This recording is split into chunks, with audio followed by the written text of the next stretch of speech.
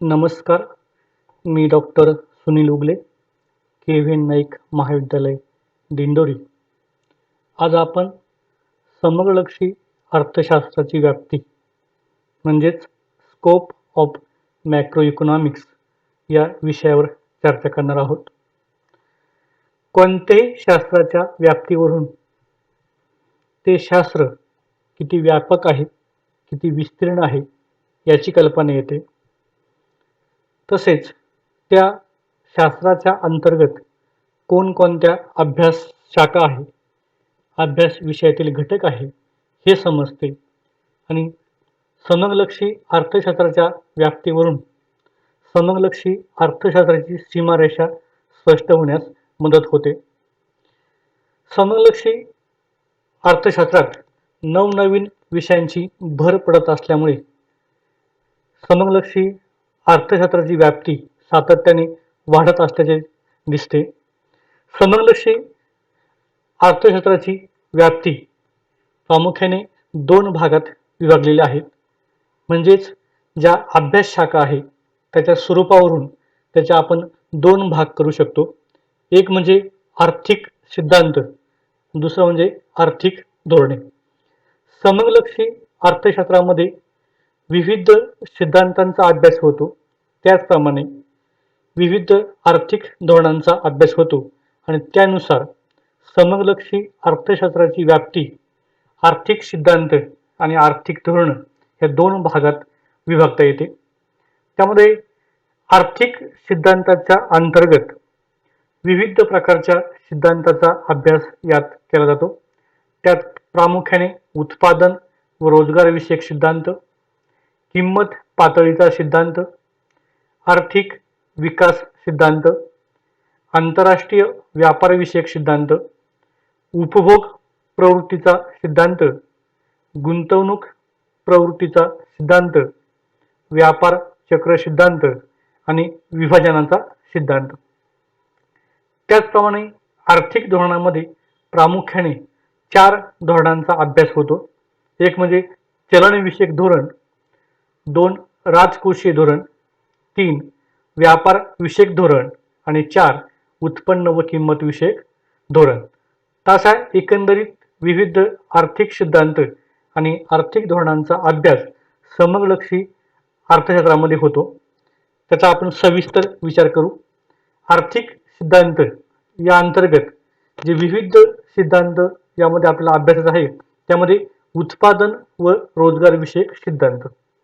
उत्पादन व रोजगार विषयक सिद्धांत हा समलक्षी अर्थशास्त्राचा मुख्य अभ्यास विषय आहे. प्रामुख्याने साधन सामग्रीचा महत्तम व कार्यक्षम वापर व वाटणीचे विश्लेषण यामध्ये केले जाते. अर्थव्यवस्थेमध्ये उत्पादन पातळी किंवा रोजगार स्थिती नेमकी कशी असते, अर्थव्यवस्थेत पूर्ण रोजगार किंवा बेकारी असते का, बेकारी असल्यास तिची कारणे कोणती आणि बेकारी कशी कमी होते या संदर्भात विविध अर्थशास्त्रज्ञांनी आपले सिद्धांत मांडलेले आहे. तर आपल्याला या सिद्धांतांपैकी प्रामुख्याने 2 सिद्धांतांचा अभ्यास करायचा आहे.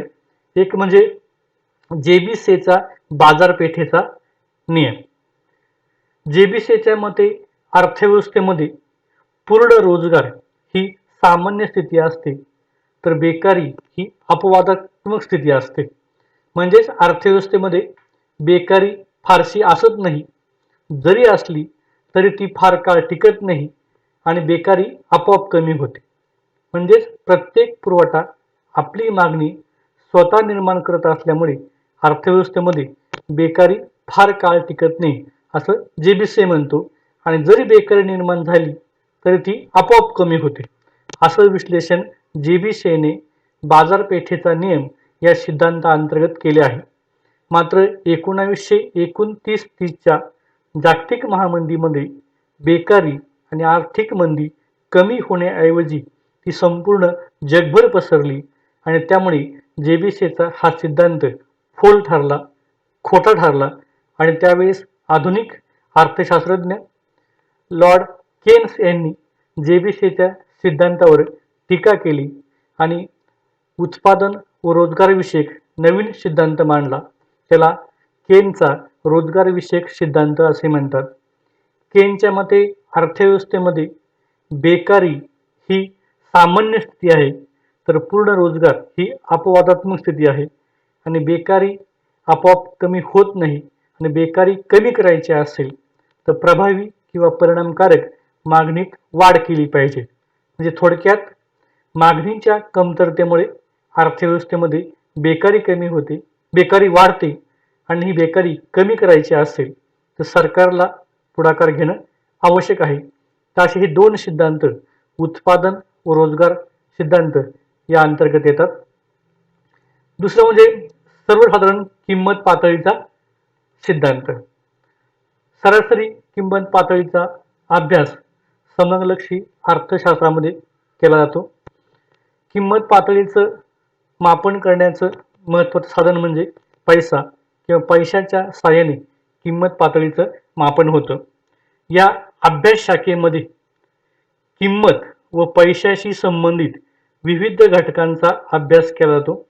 त्यामध्ये पैसा म्हणजे काय, पैशाची उत्क्रांती, पैशाची कार्य, पैशाची मागणी व पैशाचा पुरवठा, तसेच पैशाचे मूल्य म्हणजे काय, पैशाचे मूल्य कसे ठरते, पैशाच्या मूल्यासंबंधी फिशर यांचा चलन संख्यामान सिद्धांत आणि केम्ब्रिज अर्थशास्त्रज्ञांचा रोख शिल्लक दृष्टिकोन या सर्व घटकांचा अभ्यास किंमत पातळी या अभ्यास शाखेच्या अंतर्गत केला जातो. यामध्ये पैशाच्या उत्क्रांतीमध्ये पैशाचा शोध हा कुणी एका व्यक्तीने किंवा तात्काळ लागलेला नसून मानवाला जसजशा अडचणी आल्या त्यावर मात करत पैशाची उत्क्रांती झाली. आणि त्यामुळे वस्तू विनिमयापासून तर आत्ताच्या इलेक्ट्रॉनिक मनीपर्यंत पैशाचा प्रवास कसा झाला याचा अभ्यास आपल्याला या शाखेअंतर्गत करता येतो. त्यानंतर समग्रलक्षी अर्थशास्त्राच्या आर्थिक विकासाचा सिद्धांत या अभ्यास शाखेत प्रामुख्याने विकासासंबंधी विविध घटकांचा अभ्यास केला जातो. त्यामध्ये आर्थिक स्थैर्य, आर्थिक वृद्धी म्हणजे काय, आर्थिक वृद्धीचे वैशिष्ट्ये, आर्थिक विकास म्हणजे काय, आर्थिक विकासाचे उद्दिष्टे, आर्थिक विकासाबाबत विविध अर्थशास्त्रज्ञांनी मांडलेले सिद्धांत, अशा आर्थिक विकासाशी आणि वृद्धीशी संबंधित विविध घटकांचा अभ्यास आर्थिक विकास सिद्धांत या अभ्यास शाखेमध्ये केला जातो. पुढची अभ्यास शाखा म्हणजे आंतरराष्ट्रीय व्यापाराविषयक सिद्धांत. समग्रलक्षी अर्थशास्त्राच्या आंतरराष्ट्रीय व्यापाराविषयक सिद्धांत या अभ्यास शाखेत प्रामुख्याने आंतरराष्ट्रीय व्यापाराशी संबंधित विविध घटकांचा अभ्यास केला जातो.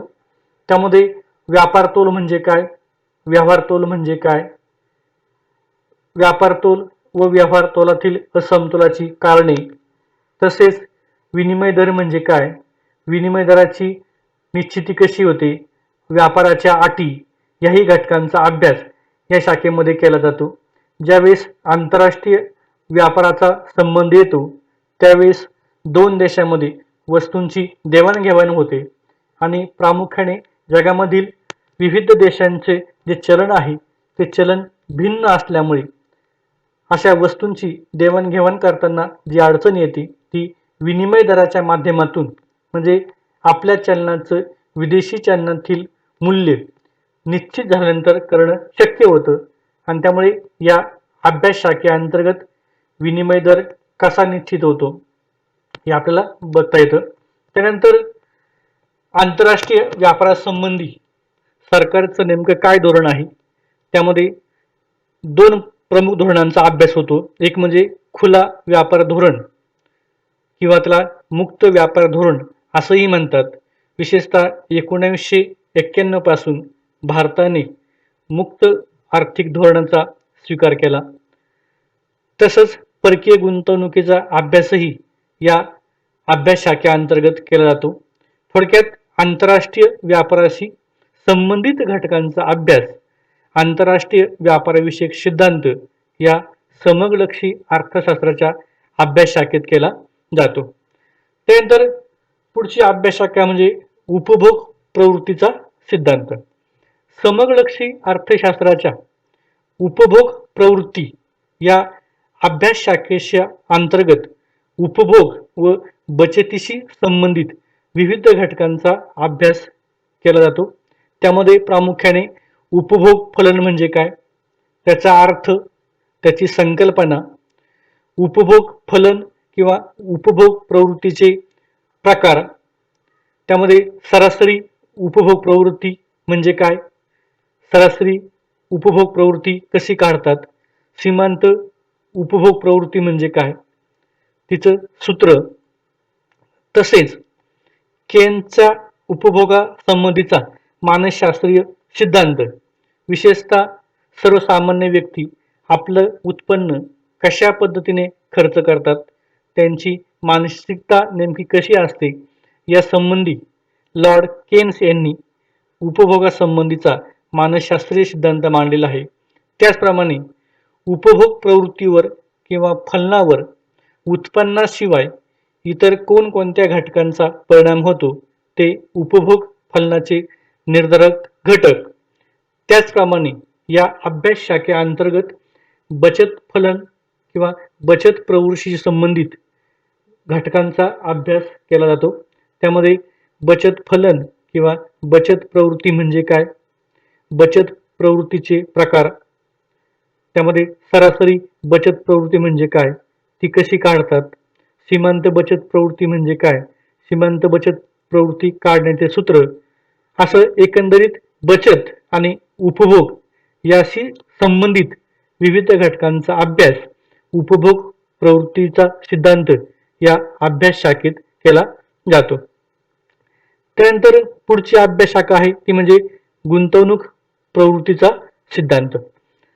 समगलक्षी अर्थशास्त्राच्या गुंतवणूक प्रवृत्ती या अभ्यास शाखेत प्रामुख्याने गुंतवणुकीशी संबंधित विविध घटकांचा अभ्यास केला जातो. त्यामध्ये गुंतवणुकीचा अर्थ म्हणजेच गुंतवणूक म्हणजे काय, गुंतवणुकीचे प्रकार, त्यामध्ये एकूण गुंतवणूक, निव्वळ गुंतवणूक, स्वायत्त गुंतवणूक, प्रेरित गुंतवणूक, खाजगी गुंतवणूक, सरकारी गुंतवणूक, अशा विविध संकल्पनांचा अभ्यास यामध्ये केला जातो. गुंतवणूक ज्या दोन घटकांवर अवलंबून असते ते म्हणजे व्याजदर व भांडवलाची सीमांत लाभक्षमता. त्याचप्रमाणे गुंतवणूक गुणक तत्व, प्रवेग तत्व या दोन तत्वांचा अभ्यास गुंतवणूक सिद्धांत या अभ्यास शाखेत केला जातो. त्यानंतर समगलक्षी अर्थशास्त्राच्या व्यापार चक्र या अभ्यास शाखेत व्यापार चक्राशी संबंधित विविध घटकांचा अभ्यास केला जातो. त्यामध्ये व्यापार चक्र म्हणजे काय, व्यापार चक्राच्या संकल्पना, व्यापार चक्राची वैशिष्ट्ये, त्यानंतर व्यापार चक्राच्या अवस्था, प्रामुख्याने व्यापार चक्राच्या 4 अवस्था आहेत. एक म्हणजे आर्थिक तेजी, घसरण, आर्थिक मंदी आणि सुधारणा. या व्यापार चक्राच्या 4 अवस्था असून या 4ही अवस्था एकामागून एक येत असतात आणि अर्थव्यवस्था कधीही स्थिर नसते. तेजी मंदी हे व्यापार चक्राचं सर्कल कायम गतिमान असतं आणि त्यामुळे व्यापार चक्र नेमकी कसे निर्माण होतात, त्याच्या अवस्था काय आहे, त्या व्यापार चक्राच्या अवस्थेंची वैशिष्ट्ये काय आहे, अशा विविध घटकांचा अभ्यास या शाखेमध्ये केला जातो. त्याचप्रमाणे व्यापार चक्र निर्माण झाल्यास म्हणजे आर्थिक तेजी आणि आर्थिक मंदीचे अर्थव्यवस्थेवर काय परिणाम होतात आणि आर्थिक स्थैर्य प्रस्थापित करणं हे सरकार आणि मध्यवर्ती बँक म्हणून रिझर्व्ह बँक ऑफ इंडियाचं मुख्य उद्दिष्ट असल्यामुळे व्यापार चक्रावर नियंत्रण ठेवण्यासाठी मध्यवर्ती बँक व सरकार जे विविध प्रकारचे धोरण किंवा उपाययोजना करतात अशा घटकांचा अभ्यास या शाखेमध्ये केला जातो. त्यानंतर समगलक्षी अर्थशास्त्राच्या विभाजनाचा सिद्धांत या अभ्यास शाखेत प्रामुख्याने राष्ट्रीय उत्पन्न उत्पादन घटकामध्ये कसं विभाजित होतं त्याचा अभ्यास केला जातो. कोणत्याही वस्तूची निर्मिती करायची असेल तर त्यासाठी 4 उत्पादन घटकांची गरज असते. एक म्हणजे भूमी, 2 श्रम, 3 भांडवल आणि 4 संयोजन कौशल्य किंवा संघटन. तर ह्या चारही उत्पादन घटकांना जो मोबदला मिळतो म्हणजे भूमीला खंड, श्रमाला वेतन किंवा मजुरी, भांडवलाला व्याज आणि संघटन कौशल्याला नफा, तर ह्या चारही उत्पादन घटकामध्ये उत्पन्नाचं वाटप कसं होतं याचा अभ्यास विभाजनाचे सिद्धांत या अभ्यास शाखेमध्ये केला जातो. समलक्षी अर्थशास्त्राच्या व्याप्तीचा दुसरा जो भाग आहे तो म्हणजे आर्थिक धोरण. प्रामुख्याने समलक्षी अर्थशास्त्रामध्ये 4 प्रमुख धोरणांचा अभ्यास होतो. एक म्हणजे चलनविषयक धोरण, दुसरं राजकोषीय धोरण, 3 व्यापारविषयक धोरण आणि 4 उत्पन्न व किंमत विषयक धोरण. चलनविषयक धोरणामध्ये पैशाशी संबंधित मध्यवर्ती बँक जे निर्णय घेते किंवा त्या संबंधी जे धोरण राबवते त्याचा अभ्यास होतो.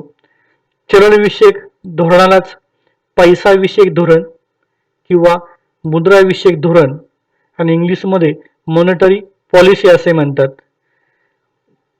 भारतामध्ये चलन निर्मितीचा कायदेशीर अधिकार हा रिझर्व्ह बँक ऑफ इंडियाकडे असल्यामुळे देशातील पैशाच्या संख्येत बदल करून मध्यवर्ती बँक अर्थव्यवस्थेवर नियंत्रण ठेवते आणि त्यामुळे चलनविषयक धोरणाची अंमलबजावणी करण्यासाठी मध्यवर्ती बँक ज्या ज्या साधनांचा अवलंब करते त्या घटकांचा अभ्यास चलनविषयक धोरण या अभ्यास शाखेत होतो. त्याचप्रमाणे सरकार अर्थव्यवस्थेवर नियंत्रण ठेवण्यासाठी ज्या धोरणाचा अवलंब करते त्याला राज्य वित्तीय धोरण किंवा राजकोषीय धोरण असं म्हणतात. सरकार कर, सार्वजनिक खर्च आणि सार्वजनिक कर्ज या 3 साधनांच्या माध्यमातून अर्थव्यवस्थेवर कशा पद्धतीने नियंत्रण ठेवतं त्याचा अभ्यास या राज्य वित्तीय धोरणांच्या अंतर्गत केला जातो. त्याचप्रमाणे व्यापारविषयक धोरणाच्या अंतर्गत आयात आणि निर्यात याबाबत सरकार जे 2 प्रमुख धोरण राबवते त्यामध्ये मुक्त व्यापार धोरण आणि संरक्षित व्यापार धोरण या 2 धोरणांचा अभ्यास सुद्धा या अभ्यास शाखेमध्ये केला जातो. त्याचप्रमाणे उत्पन्न व किंमत विषयक धोरण याही धोरणांचा अभ्यास या शाखेमध्ये केला जातो.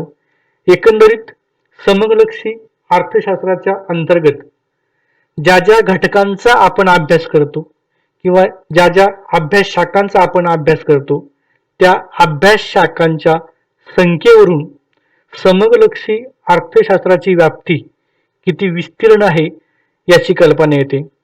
थोडक्यात समलक्षी अर्थशास्त्राच्या अभ्यासक्रमामध्ये जे जे घटक आपल्याला अभ्यासामध्ये आहे त्या सर्व अभ्यास घटकांवरून समलक्षी अर्थशास्त्राची व्याप्ती आपल्याला स्पष्ट होते आणि कोणत्याही शास्त्राच्या व्याप्तीवरून तो विषय किती व्यापक आहे, किती विस्तीर्ण आहे याची कल्पना येते.